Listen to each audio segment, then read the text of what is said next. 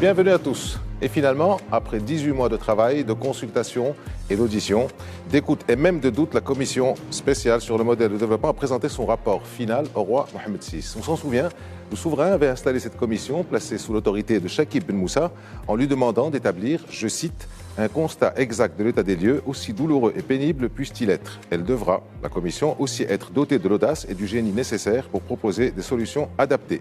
Fin de citation. La tâche était ardue. Il fallait tout passer en revue, déconstruire ce qu'il fallait pour mieux construire, voire co-construire, comme il revient souvent dans le rapport. Tous les domaines d'action ou d'expression ont été examinés, des milliers de personnes écoutées, des centaines d'heures d'audition que même la pandémie n'avait pas réussi à freiner. Et au final, un rapport et des annexes de plus de 500 pages, passant en revue les différentes mutations projetées avec de nouvelles doctrines, de nouveaux objectifs, de nouveaux mécanismes et des financements nouveaux. Avec la relève générationnelle qui s'annonce et le monde nouveau qui se profile devant nous, avec ces changements et ces évolutions, il était temps de faire un diagnostic de la société et de l'économie marocaine pour établir ce fameux modèle de développement et le mettre en œuvre. Comment, pourquoi, par quels moyens et avec quels moyens tout cela pourra-t-il être réalisé? Nous en parlerons avec deux membres de la commission spéciale sur un modèle économique qui ont accepté d'être avec nous. Madame Saadi Aslaoui Bennani, bonjour. Bonjour. Vous êtes diplômée ESSEC Paris et présidente du cabinet Valiance. Vous êtes également vice-présidente de la CGEM et engagée dans l'action sociale et associative à travers votre présidence de l'association reconnue d'utilité publique Al-Ikram Fondation Valiance. C'est bien ça? C'est bien ça. Marhaba, merci d'être avec nous. Merci de votre invitation. C'est Youssef Saadani, vous êtes diplômé de l'Université Paris-Dauphine et de Sciences Po Paris. Vous avez exercé en qualité d'économiste dans plusieurs organisations nationales et internationales, dont Banque Maghreb, la Banque mondiale et aujourd'hui, en tant qu'économiste à la CDG, vous êtes aussi spécialiste des questions de développement économique, d'entrepreneuriat et d'éducation, dont je suppose que vous allez nous parler beaucoup, n'est-ce pas? Absolument, vous êtes, bien ça. Votre intuition ne vous trompe pas. Merci d'avoir répondu à notre invitation et de venir chez nous pour expliquer un peu ce modèle de développement et débroussailler les choses et préciser les choses. Alors, passionnant et bien structuré, le rapport de la CSMD s'étale sur pas moins de 170 pages, organisé globalement en 3 parties, le diagnostic, le modèle de développement et les leviers de changement. Nous suivrons dans cette émission avec nos invités cette logique pour en cerner les contours et la portée. Alors, on va commencer par une question groupée à vous deux. Vous avez été donc désigné il y a à peu près 18 mois, donc en décembre 2019, 3 mois avant la pandémie. Comment ça s'est passé au départ? On va planter le décor avec ça. Comment ça s'est passé au départ? 35, 36 personnes qui ne se connaissent pas forcément. Comment ça s'est passé pour démarrer le train donc, de la réflexion? Madame Slaoui. Écoutez, ça a été une formidable aventure humaine. En tout cas pour moi. Ça a été une formidable aventure humaine pour ce que vous avez dit, c'est-à-dire des profils très différents, avec des compétences différentes, avec des expériences différentes, mais aussi avec des personnalités différentes et des convictions différentes. Donc c'était à la fois une énorme force pour la commission, mais un véritable défi. Parce que pour pouvoir mettre d'accord des gens aussi qui ont des convictions aussi différentes, c'était pas gagné. Mais je pense que notre président, Chakib Ben Moussa, a parfaitement mis le liant qu'il fallait pour pouvoir permettre cela et ne garder que le côté force de cette commission. Alors comment ça s'est passé? Je pense qu'on a eu beaucoup de réunions, des gens qu'on ne connaissait pas la veille et finalement c'était les personnes qu'on a le plus vues, je pense, pendant une année. Beaucoup de débats, beaucoup de retraites, ce qu'on a appelé des retraites, c'est-à-dire qu'on allait à l'extérieur dans certaines régions du Maroc, on était juste entre nous pour pouvoir vraiment lever toute distraction possible et nous concentrer sur le travail. Ensuite, il y a eu la Covid-19, donc ça s'est plutôt transformé en réunion par visioconférence, mais toujours avec la même charge de travail. Alors, pour répondre à votre question sur les lubrifiants, je pense qu'il y en a eu 2. Le premier, c'est que nous étions tous conscients du poids de la responsabilité. Évidemment, extrêmement fiers de la nomination de Sa Majesté, tout à fait, mais nous étions conscients de la responsabilité, donc fortement mobilisés. Le deuxième lubrifiant, je pense que ça a été la passion. On a mis de la passion jusqu'au dernier jour, à la dernière heure de la production de ce rapport. J'ai eu la chance et l'occasion d'être avec quelques membres de la commission, pas pour quand ils ont reçu les médias, mais quand ils ont une conférence de presse, et on sentait la passion. Il n'y avait pas tout le monde, mais on sentait la passion. Alors, Youssef Saadani, une formidable expérience humaine, vous confirmez, vous affirmez? Absolument, je m'associe complètement à ce témoignage. Oui, c'est une expérience absolument édifiante dans une vie, j'allais dire. C'est pas quelque chose qui s'offre tous les jours, de pouvoir donner son opinion et formuler des idées pour l'orientation d'une nation tout entière. Alors, en effet, peut-être pour donner quelques éléments du déroulé de la commission et comment on a pu aboutir à ce rapport. Donc, on a travaillé principalement selon 2 modalités. Donc, il y avait une première modalité qui était fondée sur l'écoute. On a énormément écouté au sein de la commission. Donc, d'ailleurs, ça faisait partie du mandat dont on a été investi, c'est-à-dire d'écouter la population, d'écouter les citoyens, d'écouter l'ensemble des acteurs privés, publics, associatifs. Et on a effectivement sillonné le Maroc à l'écoute des citoyens, là où ils sont, dans le rural, dans l'urbain, et quelle que soit leur origine socio-économique, professionnelle. On a également écouté les partis politiques, on a écouté les acteurs associatifs, ainsi que les cadres au sein de l'administration. Donc, première modalité, l'écoute qui nous a énormément éclairés et informés pour établir le diagnostic et formuler les propositions qui sont venues dans ce rapport. La deuxième modalité, c'est un travail en interne qui a été, comme l'a dit Saïdia, extrêmement intense. Et lui-même, il y avait 2 façons de travailler. On avait des plénières qui traitaient de questions générales, où toute la commission était réunie pour discuter des éléments transversaux, mais aussi pour trancher des points.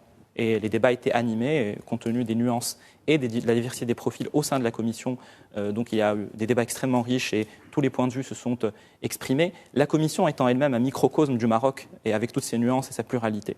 La deuxième modalité, la deuxième façon de travailler de la commission, c'est des groupes thématiques où, en fonction des sujets, certains sous-groupes se sont constitués pour plancher de manière plus approfondie, plus détaillée sur ces sujets. Et on voit bien que le rapport tient cet équilibre entre des questions transversales qui touchent au modèle de développement dans sa transversalité, mais également des approfondissements thématiques, sectoriels, qui sont le fruit du travail des groupes thématiques.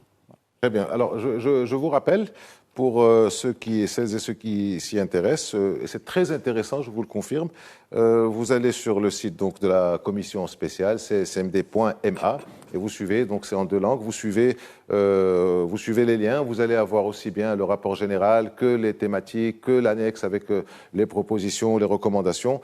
C'est très intéressant, ça fait 500 ou 600 pages, mais c'est très intéressant à lire. On commence directement par l'axe 1, le diagnostic. On commence avec vous, Saïdia Slaoui-Bnani. Donc, comment a été élaboré ce diagnostic? Quelle méthode vous avez utilisée et quels sont les principaux éléments de ce diagnostic? Bon, on le sait déjà, mais c'est bien de le rappeler. Et après, on passe au modèle. Allez-y. Alors, déjà, merci de poser cette question parce que je pense que la méthode conditionne beaucoup le résultat et donc le rapport. Et je vais donc juste un petit peu compléter ce qu'a dit Youssef parce qu'il a un petit peu donné cette méthode. C'est que dans le travail que nous faisions en interne de la commission, on s'est beaucoup cherché. On n'a pas trouvé du premier coup la méthode à adopter. On a cherché, on a itéré, mais sans avoir le sentiment de perdre du temps. Et je pense que ça, en soi, c'est un apprentissage de ce nouveau modèle et quelque chose d'innovant qui pourrait être dupliqué dans la définition des politiques publiques. D'une certaine manière, c'est très difficile d'innover quand on suit une démarche standard, quand on travaille d'une manière linéaire. Et donc le fait de tester, de revenir, de retenter autre chose, peut être la meilleure façon d'innover. Donc c'est un élément, je pense, qui est important. Alors en ce qui concerne les éléments du diagnostic, le diagnostic a été très large. C'est un diagnostic à 360 degrés et c'est un diagnostic par thème, économie, social, environnement, un diagnostic aussi par acteur, donc l'administration, la société civile, les entreprises. Et ce que je voudrais faire, c'est plutôt que de vous donner une synthèse du diagnostic par axe, ce serait vraiment trop long, c'est de vous donner le dénominateur commun que nous avons trouvé entre ces différents sujets. Le constat auquel on est arrivé, c'est que les projets que nous réussissons le mieux, ce sont les projets techniques. Par exemple, les projets d'infrastructure. Regardez aujourd'hui les immenses progrès que nous avons faits en termes d'infrastructure. Nous sommes aux meilleurs standards internationaux en termes d'infrastructures routières, autoroutières, portuaires, aéroportuaires, etc. Regardez le progrès que nous avons fait en électrification, par exemple. En 20 ans, nous avons un taux de plus de 99%. Donc tout ce qui est technique, nous y arrivons. Par contre, là où nous avons beaucoup plus de mal, ce sont les projets qui intègrent d'autres composantes qui sont plus immatérielles. L'éducation nationale, par exemple. L'éducation nationale, on a fait plusieurs programmes, Youssef en parlera mieux que moi, et pourtant, le diagnostic est encore assez inquiétant. La modernisation de l'administration, c'est une volonté, mais nous y arrivons plus difficilement que des projets d'infrastructure. Donc là où ça devient intéressant, c'est de voir qu'en fait, nous savons ce qu'il faut faire. Dans tous les rapports que nous avons lus, il y a d'excellentes idées. Le diagnostic est bien posé, les idées sur ce qu'il faut faire est bien établies, et pourtant nous n'y arrivons pas. Prenons l'exemple de la régionalisation avancée, par exemple. Régionalisation avancée, Sa Majesté a donné cette orientation de manière très claire. Il a donné ses hautes instructions. Tout ce qui est technique, nous l'avons fait. Nous avons mis en place une loi organique, nous avons défini une gouvernance, nous avons mis en place des agences d'exécution. Et pourtant, aujourd'hui, on est loin de l'ambition de départ en termes de régionalisation avancée. Donc c'est là que nous avons compris que dans notre rapport, nous devons creuser un petit peu plus loin. Parce que si vous restez au niveau diagnostic, vous allez dire « oui, les budgets n'ont pas été transférés aux régions ». Vous allez dire « les compétences n'ont pas été transférées aux régions » et des choses comme ça. Mais ça, ce sont des choses dépassables. Donc qu'est-ce qui en fait a généré ça? Donc nous avons creusé plus loin. Nous sommes allés regarder la partie immergée de l'iceberg. Et c'est là qu'on a compris en fait qu'il y a des peurs, qu'il y a des conflits d'intérêts, qu'il y a des blocages. En d'autres termes, qu'il y a des représentations qui sont dépassées ou à dépasser. Que nous pourrons mettre en place, identifier, réfléchir les meilleures solutions possibles. Si nous ne dépassons pas ces blocages, nous n'arriverons pas à mettre en place les bonnes mesures. En ce qui concerne la régionalisation, juste pour être concret et garder le même exemple, tant qu'on aura le sentiment que transmettre plus de pouvoir au territoire dilue, on va dire, le pouvoir du gouvernement en centrale, nous n'arriverons pas à réellement ça fait partie des représentations, ça. Voilà, c'est exactement ça. Voilà un exemple de représentation. Autre exemple de représentation bloquante, les entreprises. Tant qu'on aura le sentiment que les entreprises vont nécessairement chercher à profiter de certains intérêts, on ne pourra pas mettre en place des procédures simplifiées, etc. au niveau de l'administration. Donc ce sont des représentations que nous devons dépasser et ce n'est que comme cela que nous pourrons réellement atteindre le niveau de développement escompté. Très bien, merci. Alors vous avez, Yousef Saadani, parlé donc des audiences, des écoutes, des rencontres avec les gens. Saidi Aslaoui Bnani a donné donc des éléments du diagnostic. Mais quand vous avez écouté les Marocains et les Marocaines, qu'est-ce qui ressort? Je suppose que le côté immatériel aussi, mais qu'est-ce qui ressort? Qu'est-ce que vous a marqué? Qu'est-ce que vous avez retenu? Qu'est-ce qui figure dans ce rapport? Très bien. Alors, on a effectivement écouté de manière structurée les citoyens et les différents acteurs, et tout un travail a été fait pour tenter de hiérarchiser les préoccupations des Marocains, des citoyens marocains. Alors sans surprise, les préoccupations principales qui viennent en tête de liste des sujets qui préoccupent les Marocains, c'est d'abord l'éducation, Tialim, qui vient vraiment en tête de liste, suivi par la santé. Et ensuite, il y a d'autres sujets tels que l'emploi, la sécurité aussi revient, la dignité, l'accès à la culture. Donc il y a tout un éventail de problématiques d'ailleurs qu'on peut percevoir et pressentir chacun de notre côté. C'était des éléments transversaux de tous les jeunes, quels qu'ils soient, quelle que soit leur fonction, leur âge, c'était des éléments transversaux. L'éducation en premier. Absolument. L'éducation émerge en priorité. Alors c'est intéressant effectivement de constater que cette préoccupation est transversale à toutes les catégories sociales.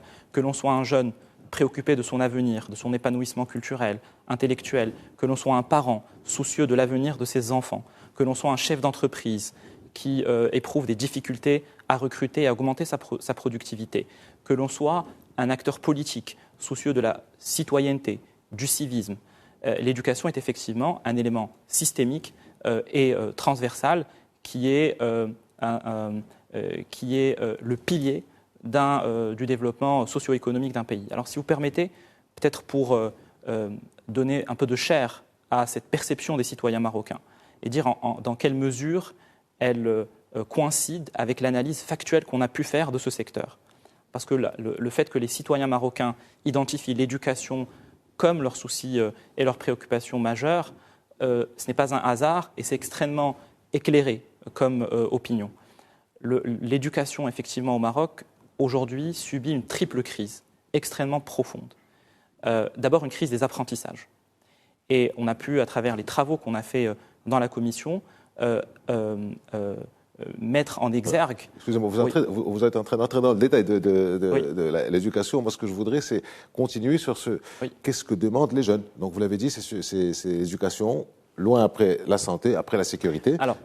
Alors de manière générale, et d'ailleurs c'est une des thématiques qui court à travers le rapport, ce que veulent les jeunes, c'est la capacité de réussir leur vie de manière autonome, d'avoir des opportunités.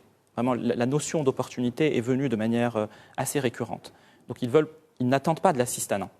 Ils n'attendent pas que l'État vienne leur apporter un emploi, une situation et un parcours de vie. Ils veulent définir eux-mêmes, être les acteurs et les sculpteurs de leur propre vie. Et pour cela, effectivement, l'éducation est le moyen de ce qu'on appelle Timkin, la capacitation essentielle pour permettre à chaque jeune de construire sa trajectoire. C'est vraiment quelque chose qui est assez frappant et qui nous a d'ailleurs surpris, je pense que Saïdia est là aussi pour en témoigner, cette soif d'autonomie et d'indépendance. Et de donnez-nous les moyens de nous réaliser nous-mêmes. Donnez-nous les moyens de nous révéler. Donnez-nous les moyens d'être maîtres de notre vie. On ne demande pas, vous savez, la phrase fameuse de Kennedy, ne vous demandez pas ce que votre État peut faire pour vous. Mais l'inverse. Exactement, mais ce que vous pouvez faire pour votre pays.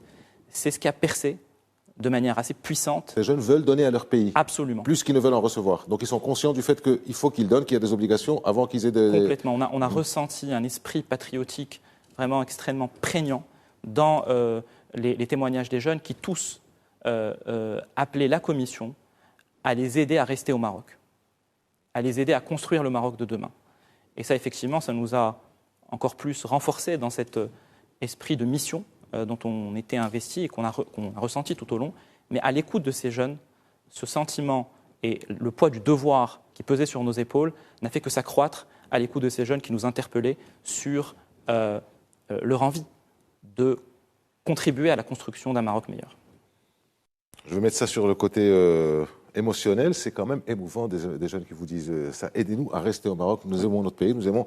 Bien. Alors, allons au modèle de développement à proprement dit. Donc, Saïdia Eslawou Benani, une des grandes nouveautés du modèle, et donc ce nouveau référentiel du développement, avec ces doctrines, ces nouvelles doctrines. Alors, on a beaucoup entendu parler de doctrines. C'est quoi ces doctrines ? Alors, il y a une doctrine déjà, avec un grand D, et le reste en découle. Et je vais continuer avec mon fil rouge de tout à l'heure, des représentations, parce qu'en fait, ça se suit. On a dit aujourd'hui, on ne pourra pas atteindre les niveaux de développement que nous souhaitons si nous ne combattons pas certaines pensées limitantes, certaines représentations limitantes, si on continue avec ces mentalités-là.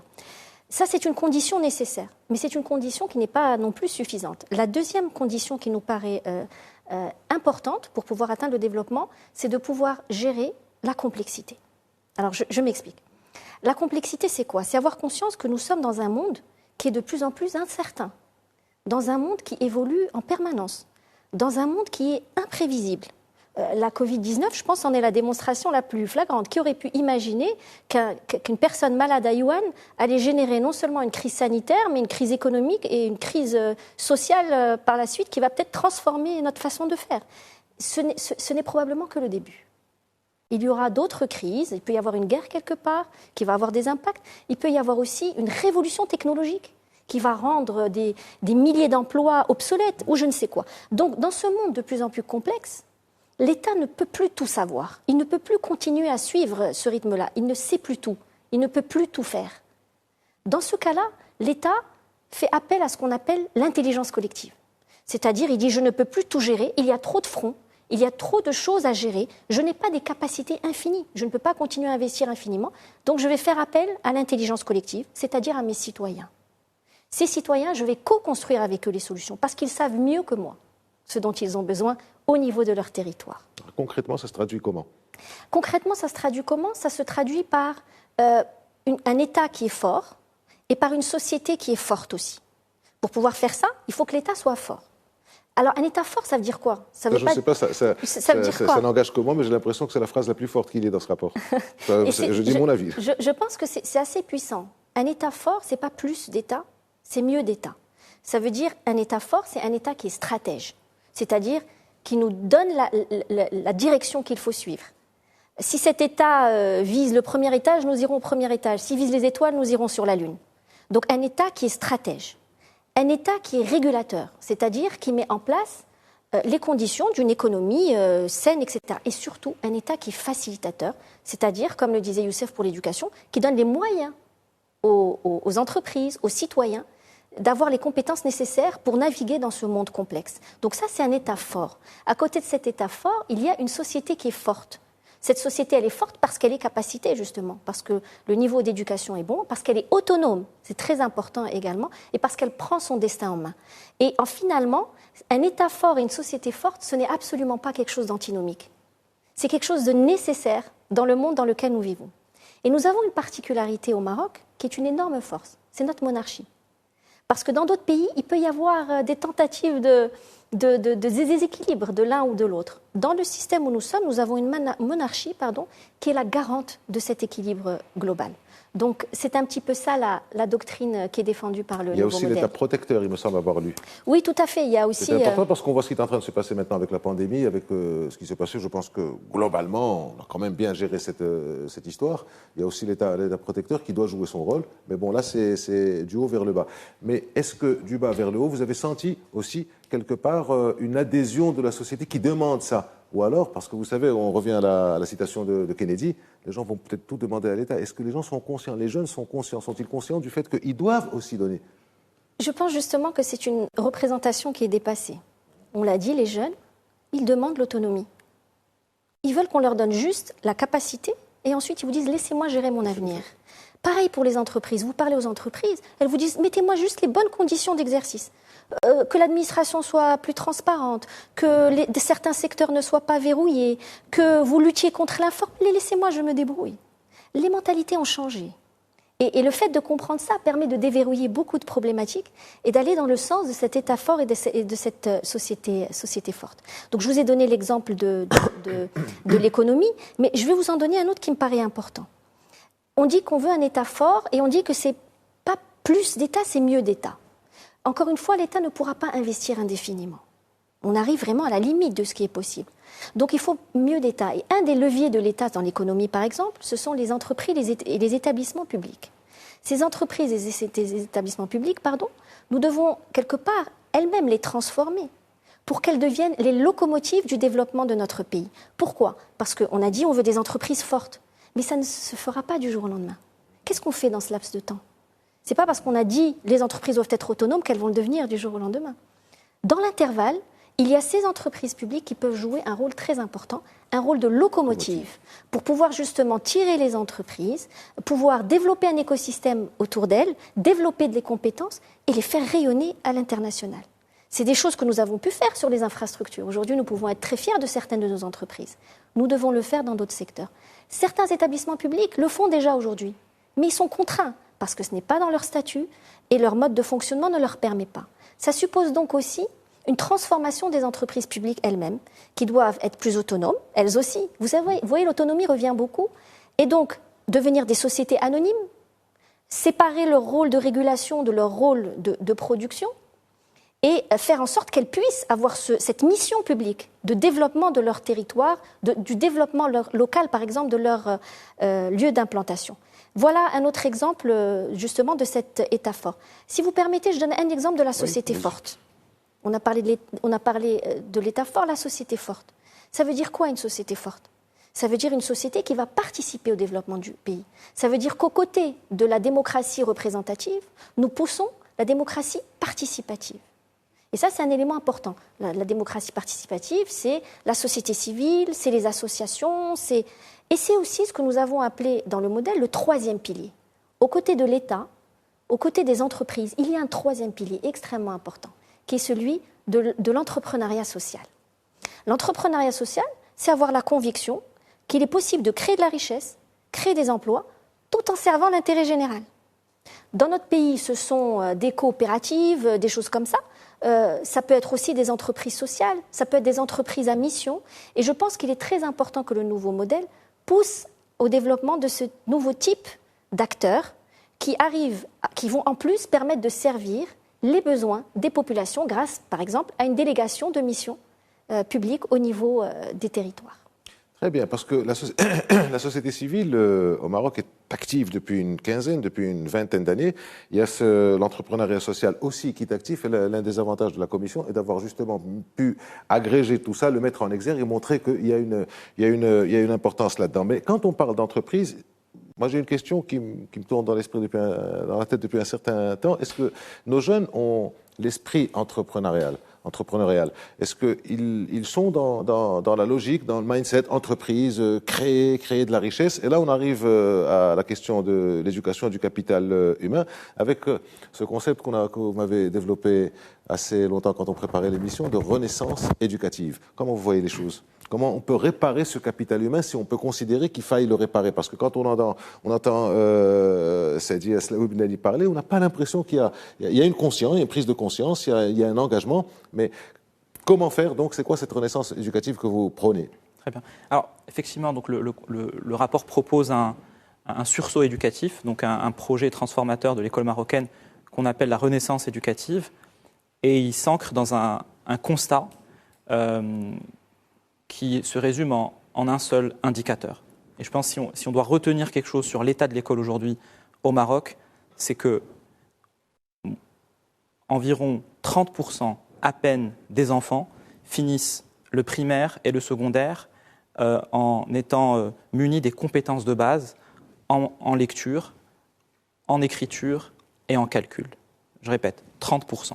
Ce qui implique que 70% des enfants scolarisés qui achèvent un cycle primaire ou secondaire ne parviennent pas à maîtriser les bases de la lecture, du calcul et de l'écriture. Ce qui veut dire que concrètement, des jeunes qui ne sont pas outillés pour continuer leur vie académique, pour réussir leur insertion professionnelle et pour être des citoyens accomplis.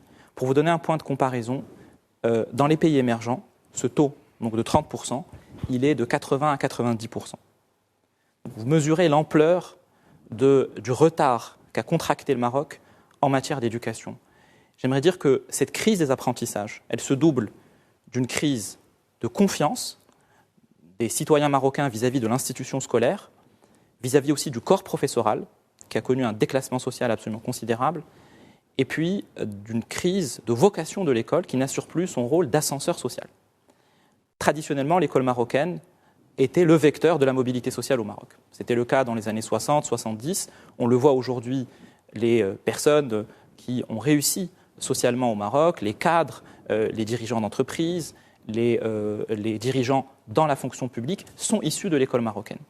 Aujourd'hui, ce mécanisme d'ascension sociale par l'école ne fonctionne plus. Ce mécanisme d'ascenseur social est cassé. Et donc, C'est quoi la raison? Alors, la raison de... Pourquoi justement, dans les années 70-80, l'école publique fabriquait des gens de valeur et que maintenant, c'est plutôt Très bien, on remonte. Très bien. Alors, on peut faire effectivement une lecture historique des raisons profondes et puis après, je pourrais revenir à donner plus d'explications sur le concept de renaissance éducative. Alors, sur les raisons historiques... Alors, vous allez faire ça en deuxième partie, le temps passe vite. Très bien, on parle parfait. de l'éducation. Parfait. On se retrouve dans quelques instants, tout de suite.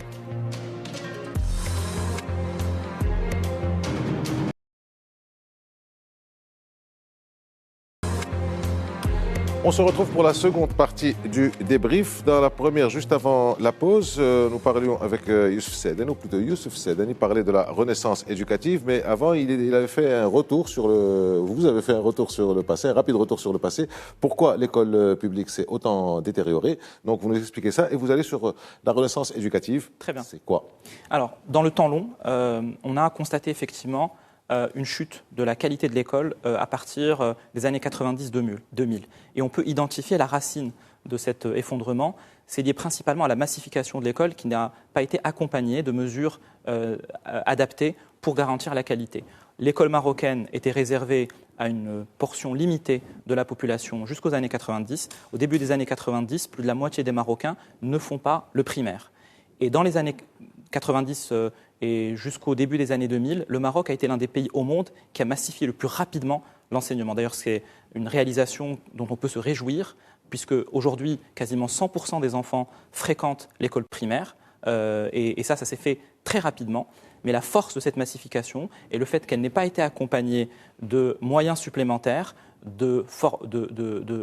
d'amélioration de la sélection des enseignants, d'amélioration de la formation des enseignants, de renforcement de la supervision pédagogique, de la mise à disposition de moyens, notamment pour accompagner des élèves qui venaient de couches sociales qui souffraient de difficultés accrues, notamment de la remédiation scolaire, du soutien, l'absence d'accompagnement a provoqué cette chute.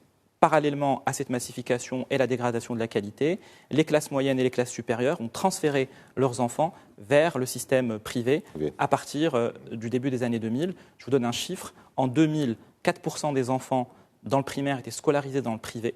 Aujourd'hui, on est à quasiment 20% et dans les grandes villes, on est à plus de 50%. Donc ça s'est fait très vite, donc, ces 2 dernières décennies, et principalement sous le poids d'une massification qui n'a pas été suffisamment bien gérée et bien accompagnée pour avoir les garanties de qualité.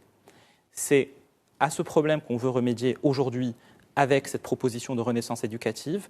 Là encore, je reviens sur le chiffre que j'évoquais avant la pause.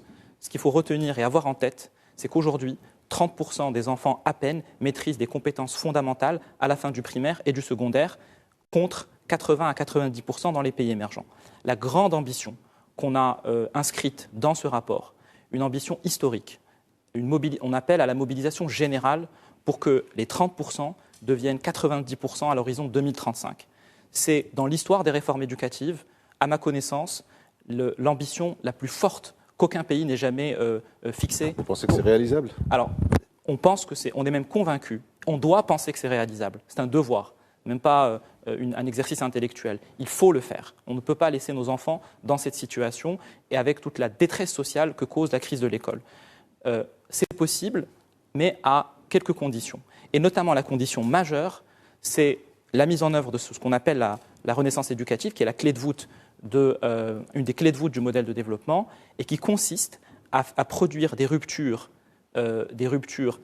fortes, des ruptures historiques, dans les 4 points névralgiques du système éducatif. Et il faut le faire ensemble. Alors, je décris, si vous le permettez, et si on a le temps, très rapidement, les 4 points névralgiques sur lesquels il faut agir pour produire cette renaissance éducative et permettre à 90% au moins des enfants d'acquérir les compétences à l'école. Le premier élément sur lequel il faut agir, c'est les enseignants. Et aujourd'hui, on est éclairé par la recherche éducative, on est éclairé par l'expérience internationale qui montre que, et je veux le dire en une phrase très simple, un système éducatif ne peut pas dépasser le niveau de ses enseignants. Et d'ailleurs, dans la sagesse populaire marocaine, on dit, et à juste titre, « faqidu shay la yu'ti ». Et donc, il faut absolument investir massivement dans la sélection, dans la formation et dans la motivation de nos enseignants qui ont connu un déclassement social depuis plusieurs décennies. Nous, on a des propositions très claires qui complètent ce qui a été dit dans la loi cadre et la vision, mais on va beaucoup plus loin. Et c'est là, d'ailleurs, j'en profite pour faire un codicile. Dans les commentaires qui ont été qui ont suivi la publication du rapport, beaucoup ont dit qu'on s'inscrivait dans le cadre de la vision 2030 et la loi 4. C'est tout à fait vrai. Et d'ailleurs, c'était une volonté explicite de la Commission de renforcer cette vision et de favoriser la continuité des réformes, qui est absolument essentielle. Mais en plus de cette inscription dans une trajectoire existante, on a apporté des choses qui sont inédites, et notamment sur les enseignants. Donc sur les enseignants, on dit 3 éléments fondamentaux. Premièrement, qui vont transformer la profession enseignante. Premièrement, on appelle à ce que tous les enseignants suivent une formation longue de 5 ans dès après le bac. Aujourd'hui, à peine 10% des enseignants suivent une formation longue et 90% suivent effectivement une formation de 6 mois dans les CERMEF après une licence générale. On veut sortir de cette situation pour faire comme les pays qui ont eu les systèmes éducatifs les plus performants et qui forment leurs enseignants sur une durée longue, et ce qui nous permettra d'attirer de meilleurs étudiants. La deuxième rupture dans le domaine de la profession enseignante, c'est qu'on propose ce qui n'a pas été fait depuis 40 ans au Maroc, c'est-à-dire réformer le statut de l'enseignant. Réformer le statut de l'enseignant, ça veut dire permettre un parcours de carrière qui soit beaucoup plus valorisant. Songez par exemple qu'aujourd'hui, un enseignant rentre à l'échelle 10 et n'a qu'une seule promotion dans toute sa carrière qu'il peut atteindre dès l'âge de 30 ans. Et donc à partir de cette promotion-là, il n'a plus aucun enjeu de carrière ni possibilité de promotion professionnelle. Et donc sa motivation, en effet, elle est extrêmement difficile à entretenir sur les 30 années qui restent dans sa carrière. Donc on propose une réforme, une refonte du parcours de carrière des enseignants avec donc le statut, mais qui soit couplé. Et d'ailleurs, j'en profite aussi pour dire qu'on veut aussi unifier le statut. Donc ça, c'est quelque chose de très important. Aujourd'hui, on a plus de 5 000 enseignants qui sont des contractuels et on a polarisé, on a scindé en deux la profession enseignante. ce n'est pas soutenable. Il faut réunifier tout ça, mais, et c'est dit dans le rapport de manière extrêmement forte, sous condition de performance. C'est-à-dire qu'il ne s'agit pas d'octroyer des avantages supplémentaires sans contrepartie. Donc on fait une réforme, on appelle à une réforme historique pour valoriser le statut des enseignants, mais en contrepartie, il faudra revoir le système d'évaluation des enseignants et avoir des garanties de productivité, de formation continue, et donc c'est un équilibre. Et c'est ce que disait Saïdia, d'ailleurs c'est en lien avec la doctrine, c'est un partage plus équitable des responsabilités. L'État doit assumer ses responsabilités en matière de valorisation de ses enseignants et les enseignants eux-mêmes doivent assumer ses responsabilités parce qu'on leur confie le destin de nos enfants. Alors, ça, c'est les enseignants. Le deuxième élément, et je vais aller plus vite sur les autres points, le deuxième élément crucial dans la réforme... Il reste le parcours scolaire, voilà, le contenu et les établissements. Je vais aller très vite. Voilà. Sur le parcours scolaire, l'enjeu majeur, c'est qu'aujourd'hui, un enfant qui rentre au primaire accumule des lacunes d'année en année jusqu'à arriver à la fin du primaire en ayant des lacunes insurmontables, et il arrive au bac, parfois, dans des cas d'analphabétisme, et lorsqu'il arrive à l'université, on a environ 50% des inscrits à l'université qui sortent sans diplôme par manque de compétences, et notamment la maîtrise de la langue d'enseignement. Et donc, ce que l'on veut faire, et l'orientation claire du rapport, qui est nouvelle par rapport à ce qui existe aujourd'hui, c'est qu'on dit qu'il faut créer des paliers d'apprentissage et vérifier de manière beaucoup plus précoce que les enfants acquièrent les compétences avant de passer au niveau suivant. Et donc nous, ce qu'on propose, c'est qu'il y ait une évaluation indépendante universelle, parce qu'aujourd'hui, le premier examen objectif qui permet de révéler le niveau des enfants vient au niveau de shahada, c'est-à-dire à la fin du primaire. Nous, on souhaite le remonter bien plus précocement, c'est-à-dire dès la première ou la deuxième année du primaire, de mesurer de manière indépendante le niveau des élèves pour que, dans le cadre de l'évaluation, les enseignants prennent leurs responsabilités, les établissements prennent leurs responsabilités, que les parents soient informés du niveau de leurs élèves et qu'on mette en face un système de remédiation, c'est-à-dire de dam, de soutien scolaire, qui soit beaucoup plus professionnalisé, fait à l'intérieur de l'école, alors qu'aujourd'hui, c'est à la charge des parents. Donc ce qu'on souhaite, c'est que le soutien scolaire soit une mission de l'école, qu'on fasse rentrer dans les écoles des orthophonistes, des psychopédagogues, des assistants pédagogiques, pour qu'un élève, quel que soit son niveau de départ, puisse avoir une chance de réussir dans la vie et qu'on détecte très précocement les lacunes. C'est quasiment un choix de société parce que ça veut dire, et effectivement on disait que chacun doit être autonome et équipé pour réussir dans la vie. Mais si un enfant commence dyslexique, et il y a 12% de dyslexiques au Maroc, il n'a aucune chance de réussir. Et donc le rôle de la collectivité, c'est d'aider les plus faibles, les plus vulnérables à s'équiper, à s'outiller pour réaliser leur destin et à se révéler à eux-mêmes. Troisième élément, c'est sur les établissements. Donc nous, ce qu'on propose, l'enjeu là, clairement, c'est qu'aujourd'hui, les équipes pédagogiques dans les établissements ne fonctionnent pas très bien. Le leadership du directeur n'est pas toujours affirmé et les enseignants ne travaillent pas suffisamment en groupe. Donc ce qu'on veut créer, c'est une dynamique d'établissement à travers une proposition très forte qui est de mettre en place un système de certification qualité des écoles, publiques et privées, mais à l'initiative des enseignants. Et c'est là aussi ce que disait Saïdia sur la société forte, sur le fait que les initiatives doivent émaner du terrain. Une équipe enseignante qui veut faire progresser son établissement pourra venir s'adresser à un organisme certificateur indépendant, ce sera un peu le ISO des établissements, et en contrepartie aura des moyens accrus pour la gestion d'établissement, mais également au profit des enseignants. Et puis enfin, sur les méthodes pédagogiques, on appelle à une révision générale des programmes pour que les programmes soient plus épanouissants, qu'ils prennent en compte davantage l'épanouissement culturel, artistique, intellectuel des enfants, ce qui n'est pas forcément le cas aujourd'hui. Et on appelle également à revoir les méthodes d'enseignement sur des bases scientifiques. Et ça, c'est un élément absolument central. C'est qu'aujourd'hui, dans la plupart des pays qui sont avancés en matière d'éducation, les choix pédagogiques, les choix de méthodes pédagogiques sont éclairés par de la recherche, des sciences cognitives, des sciences de l'apprentissage. Et au Maroc, on est extrêmement en retard sur cela. Les choix sont opérés très souvent sans aucun sous-jacent, et notamment sur les langues. La question des langues a animé la commission. On se pose des questions de fond sur est-ce qu'il faut introduire la darija au primaire, est-ce qu'il faut passer à l'anglais, etc. Bon, la position qui a été arrêtée, donc le compromis qui a été arrêté, c'est que ce qui est essentiel, c'est que la maîtrise des langues se fasse. C'est pas tant le choix des langues, mais la maîtrise des langues. Quelles que soient les langues enseignées, et ça c'est un débat national qui nous dépasse en réalité, mais quelles que soient les langues enseignées, il faut qu'elles soient maîtrisées. Et donc il faut que ces méthodes pédagogiques, et notamment le numérique, soient mises en œuvre pour améliorer l'enseignement des langues. Question très courte, pour une réponse aussi courte. Quand vous parlez de rupture au niveau du primaire, est-ce qu'on va soumettre nos chères têtes brunes à des examens, à des tests réguliers tous les 2 ans, d'après ce que j'ai cru comprendre, voilà. Ou alors c'est des évaluations qui sont pas aussi claires qu'un test? Alors, ça peut se faire au fil de l'eau sans que vraiment qu'il y ait de pression sur les enfants. Donc, c'est un peu l'objectif.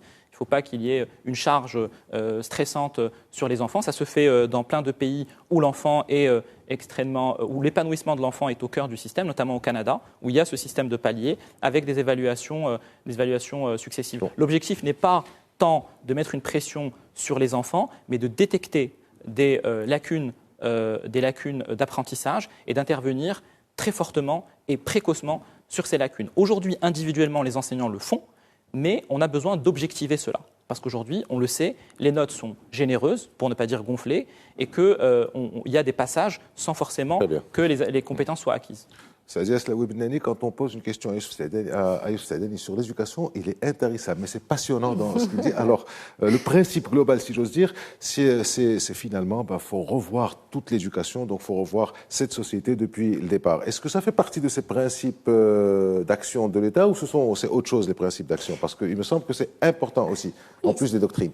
Ça en fait partie, mais en fait, ça découle des doctrines. Si on rembobine un peu ce qu'on disait tout à l'heure, on disait que ce n'est pas faute de bonnes idées que nous n'avons pas atteint notre niveau de développement. C'est lié à des représentations qu'il faut qu'on dépasse. La représentation que nous avons de l'État, la représentation que nous avons des entreprises, la représentation que nous avons du citoyen marocain, etc. Donc, on a dit ensuite qu'il fallait qu'on puisse, pour pouvoir, en plus de dépasser ces représentations, agir autrement dans un monde complexe. Donc, la doctrine, État fort, société forte et un équilibre grâce à la monarchie. Mais ça ne suffit pas de dire ça. Ensuite, il faut dire, mais comment on va faire ça? Concrètement, comment on va faire ça? Et c'est là qu'interviennent les principes d'action. Donc, ces principes d'action découlent de la doctrine. On est dans un monde complexe. Ça veut dire qu'on ne peut plus traiter les politiques publiques de manière silotée. On ne peut plus agir en silo. Il faut qu'on ait une approche systémique des problématiques. Donner un exemple très clair. Parler, par exemple, de l'économie bleue, c'est-à-dire parler de la mer de manière générale. Ça suppose de traiter la problématique avec les infrastructures portuaires, aéroportuaires, avec la pêche, avec le tourisme, avec la protection de l'environnement de manière systémique. C'est ça vers quoi nous devons aller aujourd'hui. Pareil pour l'économie verte. Ça, c'est le premier exemple de l'approche systémique. Il y a d'autres principes d'action qui découlent directement de ce que nous avons dit. La co-construction, je pense qu'on en a pas mal parlé. Sans compter que la co-construction est la meilleure façon de faire adhérer les gens aussi. Quand on vous fait participer, vous avez tendance à davantage accepter ce que vous proposez. L'expérimentation, j'en ai parlé dans la manière dont nous avons travaillé au sein de la commission.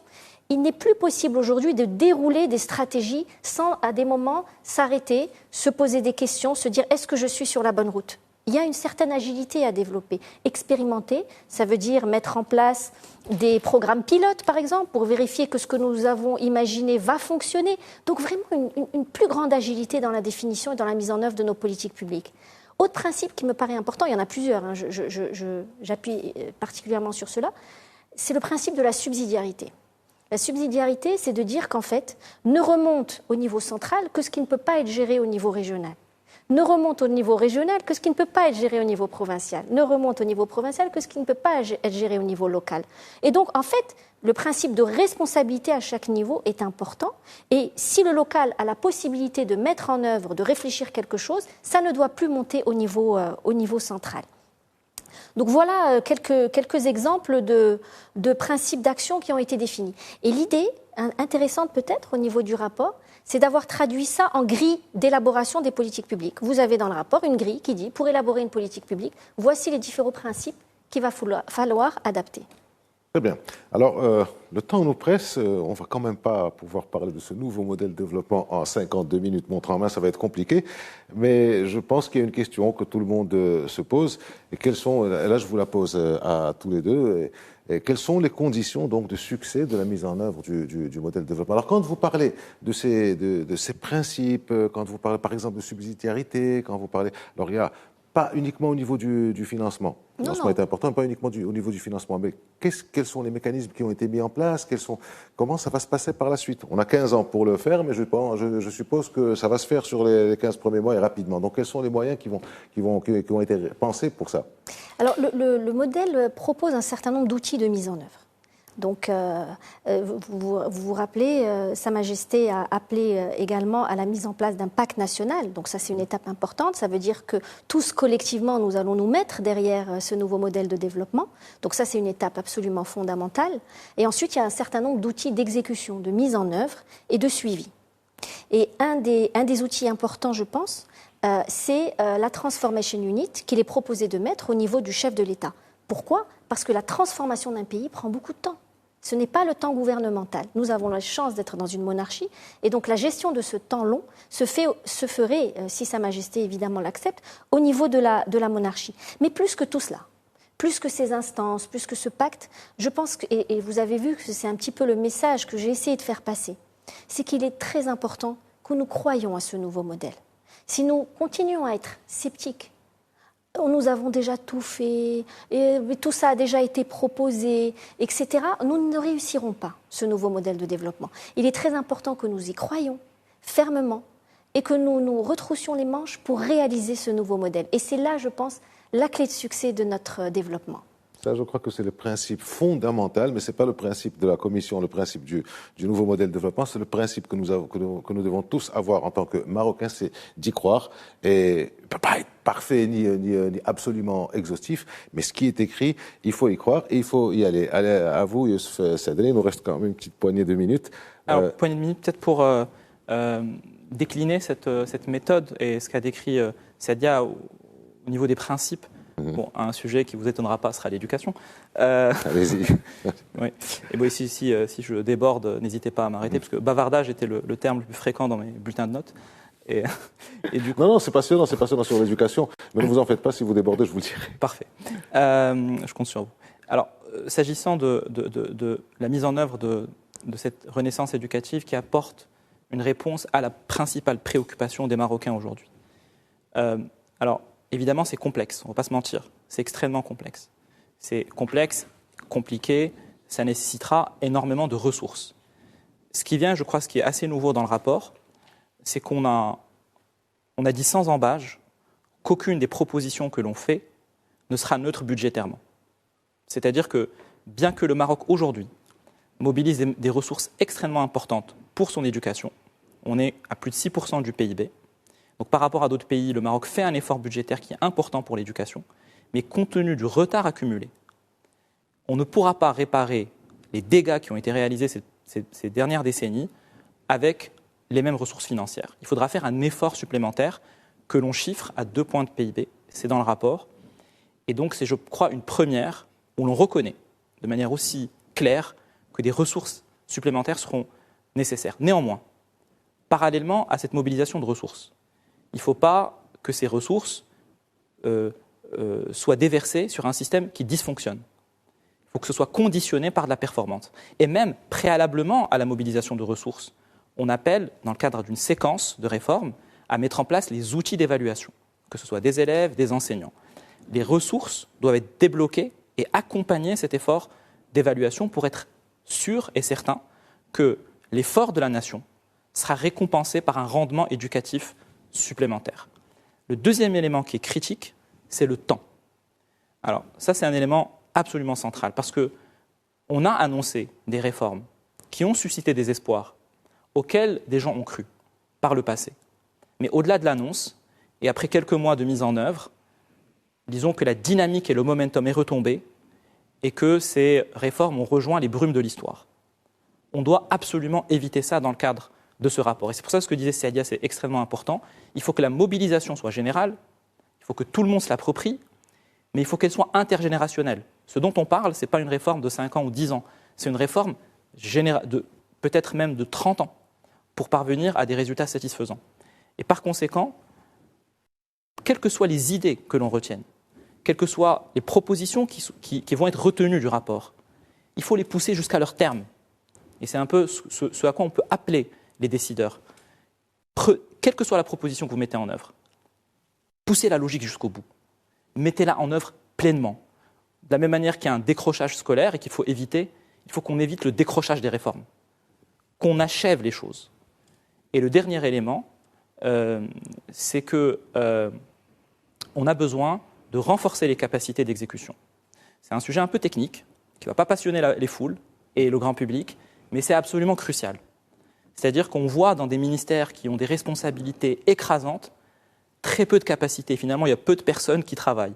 Et donc, en particulier dans le domaine de l'éducation, il y a des lacunes très importantes en termes de pilotage des réformes. Il faut renforcer ces capacités. Il faut ouvrir aussi le pilotage de la réforme sur d'autres institutions.